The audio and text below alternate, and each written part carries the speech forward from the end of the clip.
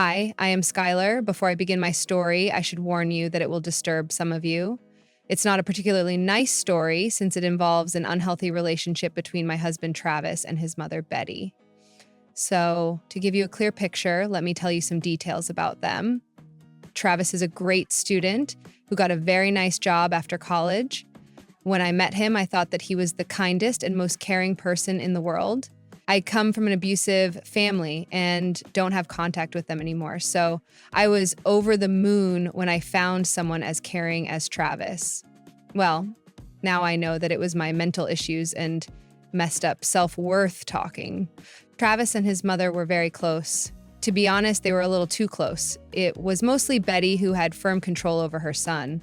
From what Travis told me, Betty had a miscarriage with her second pregnancy, and her husband also passed away shortly after. Instead of getting therapy, the woman started to fixate on Travis and became one of those ridiculous boy moms. When I met her, I knew right away that she hated me. Believe me, guys, I tried to be civil with her, but she simply wouldn't be nice to me. Over the years, she had tried to pressure Travis into breaking up with me. Betty even tried to sabotage my engagement by stealing the ring and ruining my wedding by wearing a white dress. If that wasn't enough, she made us cancel our honeymoon because she apparently ran into credit card debt and needed money from Travis to pay it off. Yes, she was financially dependent on Travis as well. Of course, Travis never found fault in his mom's actions and always told me to adjust with her and let things go. That behavior of his was what started this particular chain of events. Here, some of you may argue with me about why I even decided to marry into this messed up family. Well, I loved Travis, and he was the first man I ever dated. Coming from a super abusive household, sometimes people tend to ignore the red flags because things weren't bad enough like before. I did the same. I also knew that Travis was close to his mom, so I couldn't bring myself to put my foot down and cause trouble by setting up firm boundaries. Travis wouldn't listen to me anyway, but I too hit a wall one day. 1 year after our marriage, I arranged a nice romantic vacation for Travis as a birthday gift. Since he supported his mother financially, he rarely had money to spare despite earning more than me.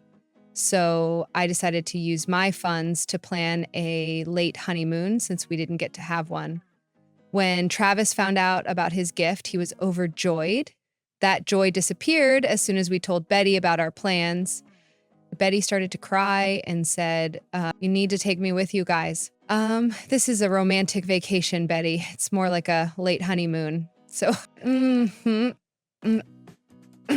don't care, Skylar. You should have known better than to plan something like this for his birthday.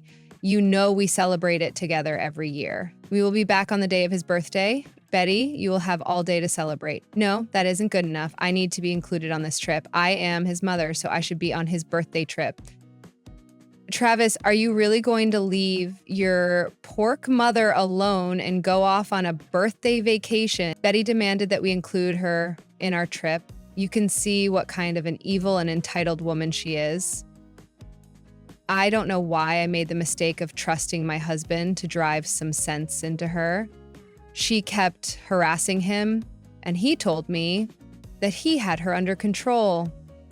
That was until 1 month before our trip. He randomly sat me down and said, "So, I have something important to tell you. It's better it comes from me rather than my mom." "What is it, Travis?" "I have booked a plane ticket for my mom. She is coming with us on this trip." I remember being so stunned that I had trouble forming a reply to that. My mind went blank as dread started to seep in. I couldn't believe that my husband would go behind my back and get his mother added to our trip. I was extremely angry and actually started to raise my voice, which I never did before. I said to him, "Are you serious right now, Travis? Did you really just invite your mother to our romantic vacation? What is wrong with you, Travis?" Oh my God. You didn't even ask me? Calm in now, Skylar. Don't be like this. It's not a big deal. Excuse me, Travis. What makes you think that this isn't a big deal? It's just my mom. It's not like some stranger is joining us. It was supposed to be a romantic trip, Travis. We never got to have a honeymoon also because of your mother. This was our chance to finally have the honeymoon we wanted. You just went ahead and spoiled it. Relax, Skylar. We can still have fun. Oh, please, Travis. You are talking as if she would allow us to have fun alone. She will whine and cry about how you are abandoning her. Then you will go right back to get her. What do you want me to say, Skylar? It's not a crime to love my mother and care about her. I couldn't believe what trash my husband was spewing. He was literally asking me to be okay with his mother crashing our honeymoon. As if canceling it the first time wasn't enough, the woman was going to spoil our second attempt too. The worst part was that my husband was constantly helping her ruin our romantic plan. I know, guys, I know that this is all just disgusting. Believe me, I was disgusted as well. When I was thinking about these things, I suddenly remembered something else that I needed to know. I asked my husband, tell me something, Travis. You booked her a ticket. Tell me how you plan to book her a hotel and activities since I have already booked them for the two of us. You can just add her to those activities. It won't be a lot. I will try and pay you back when I have more money. So you want me to bear the expenses of that? Wow, amazing, Travis. Now tell me, what about the accommodations? There are no rooms left in the hotel. I booked the last one. Well, we can cancel the reservations and find new rooms in another hotel. Or maybe we can ask for an extra mattress in our room. We will have to adjust. What did you just say, Travis? Look, Skylar, she is my mother, so we should compromise. She is the woman who gave birth to me. So it's natural that she would be included in my birthday trip anyway. I started to laugh when I heard what my husband said. What else could I do, guys? My husband was telling me that we would be sharing a room with his mother on a romantic trip, and he wanted me to bear the expenses of his mother on this trip as well. He asked me to compromise. Then he parroted his mother's words. I don't know if you remember, but that's exactly what his mother had said when she had demanded to join the trip. The sheer ridiculousness of the situation made me laugh, but it was a bitter laugh. I found no humor in it. I just laughed at my joke of a husband and said, wow, look at you parroting your mother's words, Travis. She really got to you again, didn't she? This is getting ridiculous, Skylar. What's done is done. I know you don't like my mother, but she is the most important woman in my life. I can't just fly off on a trip while my mother is crying at home. So you think your mother is entitled to join our romantic vacation just because she is being an annoying crybaby? Travis, this birthday is mine, so I get to decide who goes with me. The ticket is booked, so my mom is coming with us. It's final. At this point, I really had nothing to say. I was at a loss for words because I hadn't expected my husband to do this. Yes, he had put his mother first on several occasions, but he never said that she was the most important person in his life. He didn't even say that she was one of the most important women. Nope, his mother was at the top, while I came secondary to him. My husband wasn't turning out to be the man I had imagined. This man wasn't the one I fell in love with. I didn't even recognize him anymore. Travis hadn't waited for me to say anything. He saw my silence as defeat, so he just walked away. But no, I wasn't resigned to my fate. I just needed some time to think. I wasn't even mad that he walked away. I was happy that he gave me the space to think about what I was going to do. To be honest, I slept in the guest room that night. I cried myself to sleep. I was mourning my marriage and my love. I realized that I wanted my good years with a man who didn't value or appreciate me enough. I was extremely hurt and needed to let the emotions out. Travis had come to the closed door and told me not to be dramatic. He wanted me back in the master bedroom. I did not want him to see me vulnerable or hurt, so I didn't even bother giving him a reply. He left soon after because he didn't think he needed to comfort me. I always thought that I was being dramatic, and this time was no different. The next morning, I woke up as a changed woman. I had no more tears for Travis. Whatever hurt I was feeling, I pushed them down and went about my day. I was cold to Travis and didn't speak to him as much. He seemed super annoyed with me and angrily went about the house. I knew he was angry because he was banging doors as he left. Yep, that's what he does when he is mad. Any other time, this would be too much for me. I would have run to him and asked him not to be mad. I grew up in an abusive household, so I can't take it when people bang on doors or make loud noises. Travis knew that, but never bothered to change his ways. I wonder now why I even stayed with him for so long, let alone marry him. Guess my self-worth was so low that I couldn't even see what was right in front of my eyes. But this time, I saw them. That night when Travis came home from work, I was still a little cold with him. He was still annoyed and continued to do things that he knew would trigger me. When he saw that I wasn't falling at his feet immediately, he finally walked up to me and said, "For God's sake, Skylar, stop this drama already. I am tired of your behavior. I am allowed to be mad at you, Travis. At least I am not making a fuss and yelling at you. You have absolutely no reason to be so mad. I can't believe you would be so hateful towards my mom. I keep telling you that it's not a big deal, but you just won't listen." I am listening to you, Travis. What do you want me to say? Can you be a little more optimistic? The tickets are booked and we are super excited. You are really spoiling everyone's mood like this. Don't forget that this is my birthday gift, but still, you are not cooperating with me. Fine, you know what? You are right. You already booked a ticket, so she will be on the trip whether I like it or not. I guess I will just deal with it. You can take your mother on the trip. I looked at Travis and saw a smile spread on his face. I saw how his eyes lit up when I told him that I would compose once again. He and his entitled mother had gotten their way again. Betty was coming on the trip and ruining what was supposed to be our late honeymoon. She was successful in spoiling my romantic plans once again. My husband didn't seem to care. He was just happy that his mother was included. He actually hugged me and said, "Thank you for understanding, Skylar. You will enjoy this trip too. Everything will be great." I am not sure about that, Travis, but I will compromise like always. Oh, don't be sad, dear wife. Once I get my next pay rise, I will take you on a romantic vacation. That would be our perfect honeymoon.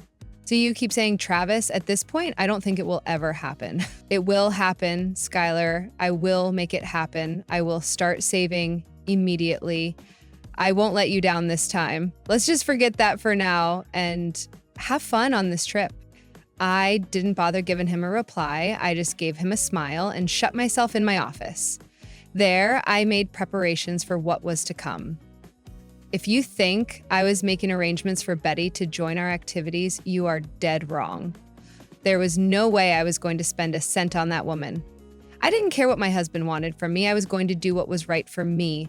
So I called a divorce lawyer and gave him the heads up to proceed with filing for divorce. I had already visited him that morning after my husband left for work. I had requested a day off from work so that I could make arrangements for a divorce. I met with a lawyer and told him what I wanted. We drew up the paperwork, but I told him to hold the filing until I talked to my husband one more time. Well, after my husband grossly bulldozed my feelings and called me dramatic, I had nothing new to see. I knew that things would never change. I had already watered 4 years with that sorry excuse of a man.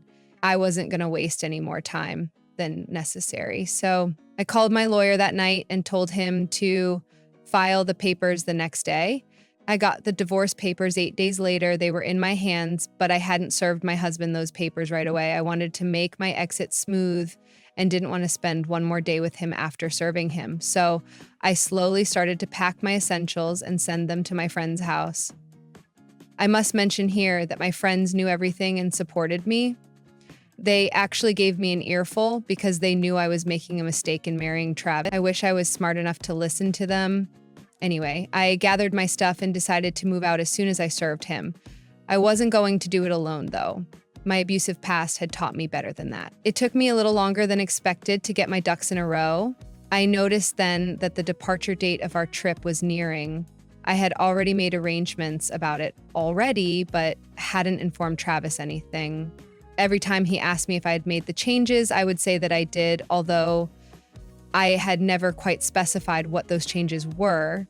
He never bothered to ask because he was sure I was doing exactly what he had asked me to do. I also overheard some animated conversations between him and his mother about the trip. The two seemed to be super excited to have a big vacation after years. Travis shared his mother's excitement and didn't even notice that I never talked about the trip after the day he invited his mother. I am sure that will give you a picture of how oblivious or uncaring he was. It just made things more hilarious in the end. So I came up with a plan to extend my revenge by waiting till the day before our trip. Travis had already invited Betty over to our house because we had an early flight. He wouldn't want her to miss the flight, right? As soon as Betty was home, I called my friends and told them to arrive at my house as soon as possible. I had a bag packed already, and Travis didn't suspect anything because he thought I was packing for the trip. Super convenient, right? I must say that I have been very lucky in this regard. Anyway, as my friends were on their way, I was in the living room on my phone while Betty and Travis talked. They said, "This trip is going to be awesome. It will be the best birthday ever. I will have my whole family in one place, and we will have lots of fun." You should thank me for that, Travis. If I hadn't suggested joining this trip, you wouldn't have had your mother on your birthday. Yeah, it was a great idea, Mom. You made this trip a dream come true. Oh, thank you, my dear. However, I don't think your wife agrees about that. I knew Betty was trying to poke me about what she did. She was smirking at me because she thought she had won. In a way, she had won. She had been successful in ruining my romantic vacation by inserting herself where she wasn't wanted. Anyway, I knew what was in store for her, so I simply smiled and said, "Well, it's Travis's birthday, and he needed his most important woman on the trip. How can I be mad at that?" I am glad you came to your senses, Skylar. You need to understand that his mother will always come first. You caused so much unnecessary drama for nothing. Who cares, Betty? You and your son got your wish.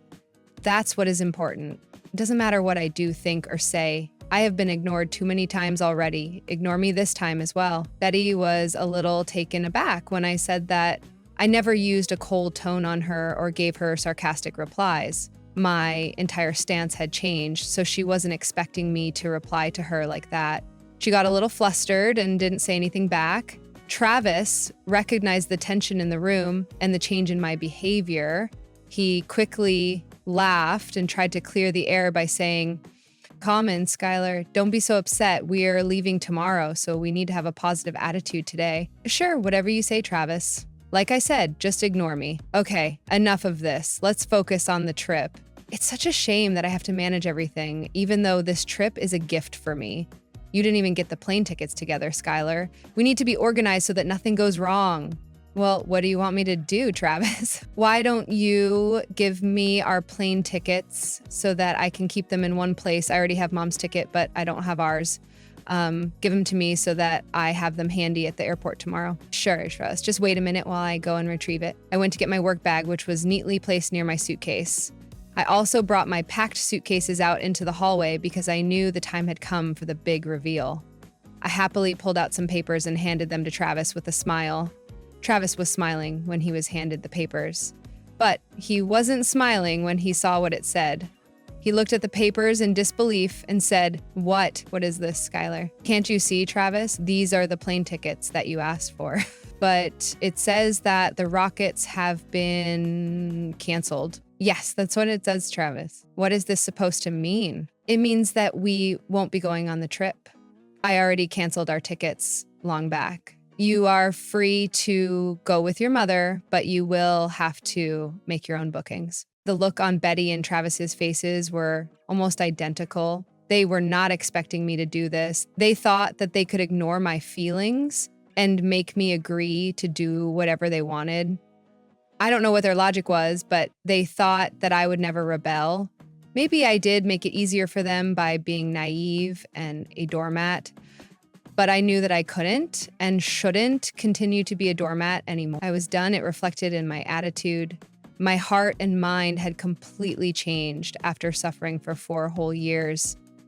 I had looked into Travis's when I told him about canceling the trip from my end.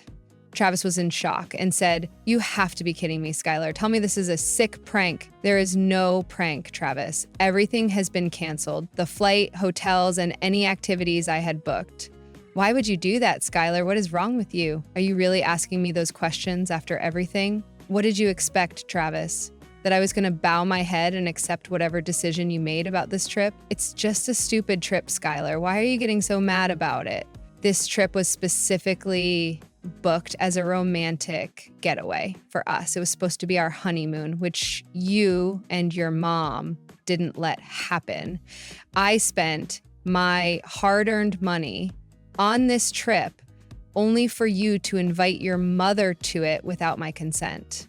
How did you think I would be okay with that? I couldn't hold it in anymore. I let it all out, the hurt, the pain, the anger. I told Travis everything that I had been dying to say. He needed to know what he had done and how sick I was of his behavior, but it had no good effect on him. He got angry at me instead and said, "Oh my God, Skylar, I don't believe this. All this just because I invited my mother on my birthday vacation? Do my feelings mean nothing to you?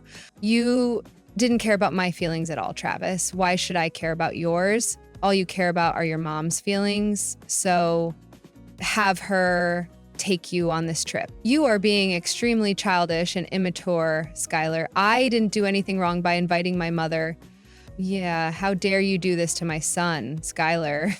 You spoiled his birthday after promising him so many things. My poor son was looking forward to this trip so much. Well, he can do it with his money or your money now. I won't be contributing a cent towards this botched trip anymore. My God, you don't care about my son at all, do you, Skylar? I knew he was wrong to marry you. You should have listened to me when I told you to get rid of her, Travis.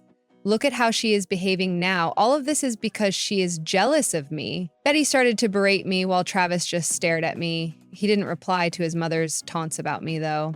I guess he couldn't comprehend the change he was seeing in me. For the past 3 weeks, I hadn't really voiced my problems with the trip.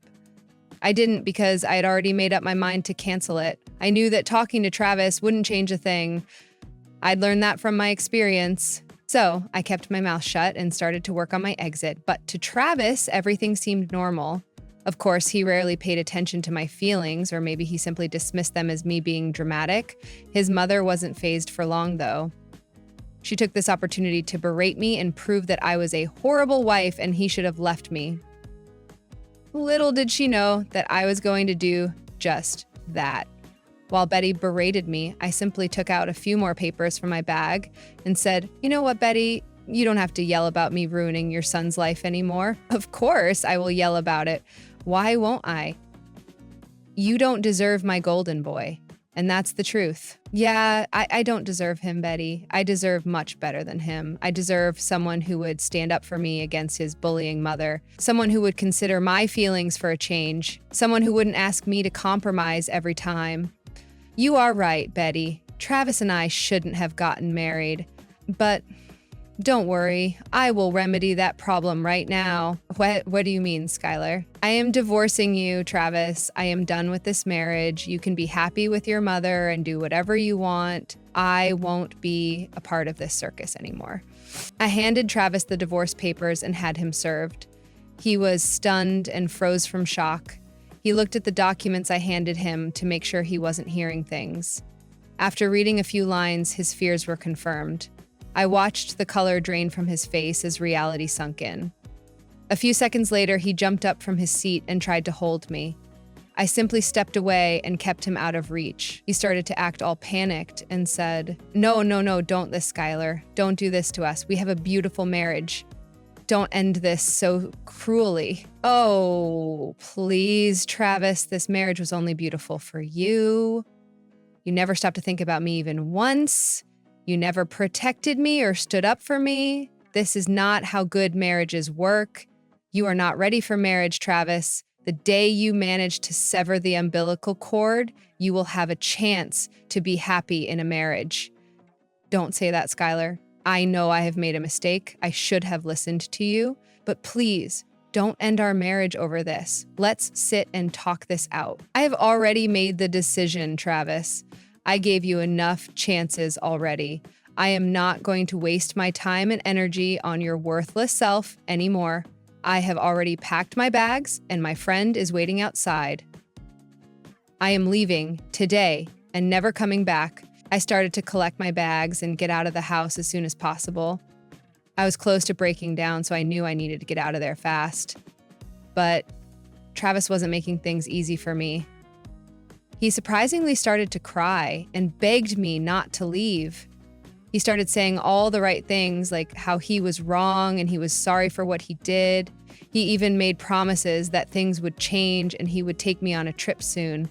There was a time when I would have melted at those words, but I knew better than to believe those words at that point.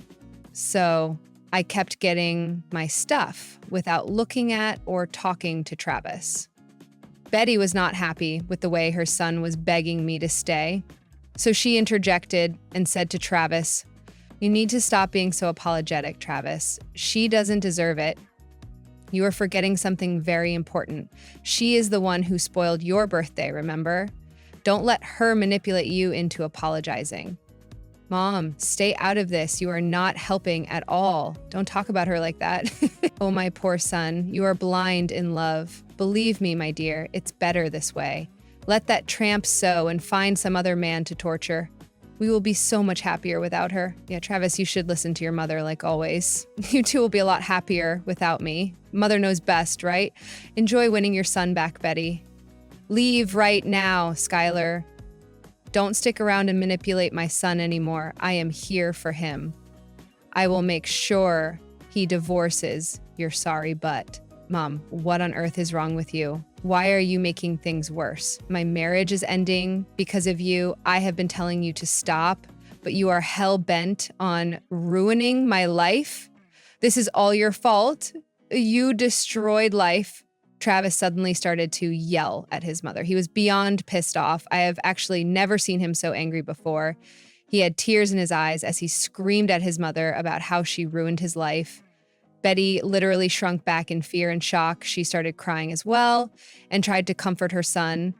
Although Travis and Betty are both responsible for what happened, it made me feel better to see Travis finally telling Betty off for her action. I didn't stick around to watch for long, though. I already had enough of their drama, so I hopped into my friend's car and got away from that dysfunctional family. I am now happily divorced from Travis. It wasn't a big hassle to get divorced because we didn't have kids.